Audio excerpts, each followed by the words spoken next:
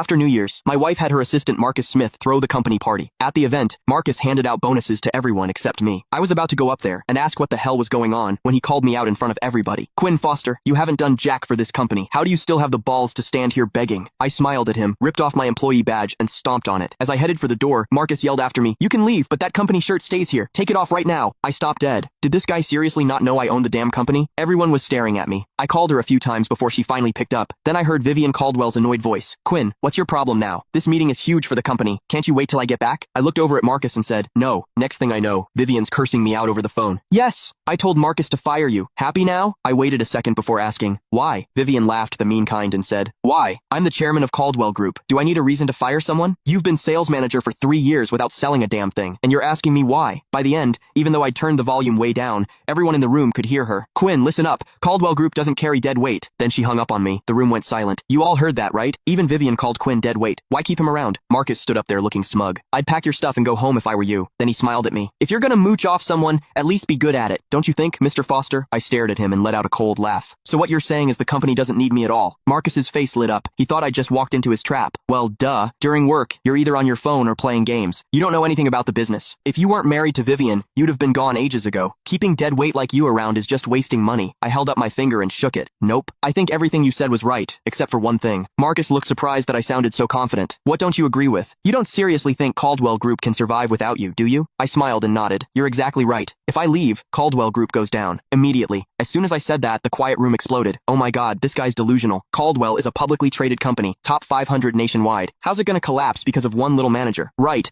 This guy just rides on being the chairman's husband. He's been lazy for 3 years, doing nothing but collecting a paycheck. He's disgusting. How do people like this even exist? Pretty boy freeloader just dropped dead already." The trash talk got louder and louder, but I didn't care, because every word I said was true. Caldwell Group went from a tiny nobody company 3 years ago to a publicly traded corporation with over 10,000 employees, and that was all me. Or really, the connections I brought. It had nothing to do with Vivian. Back then, Caldwell Group's founder, Gregory Caldwell, flew all the way from Boston to New York just to beg me to marry his granddaughter, and he had a marriage contract with him. It did have my grandfather's signature on it. I was young and didn't know what love was. I figured if Grandpa set it up this way, he had his reasons. But I never thought that after building Caldwell Group into what it is today, they'd turn around and call me dead weight. That pissed me off. Right then, I decided to confront Gregory Caldwell face to face and ask him straight up if the Caldwell family was planning to screw me over. If he kept Vivian as chairman, I'd have no problem sending the Caldwell family right back to where they were 3 years ago. Wait, just as I turned to leave, Marcus called out, "You're just gonna walk out like that?" I slowly turned back around. "What? You gonna invite me to stay for dinner?" Marcus stared at me with this nasty grin before saying,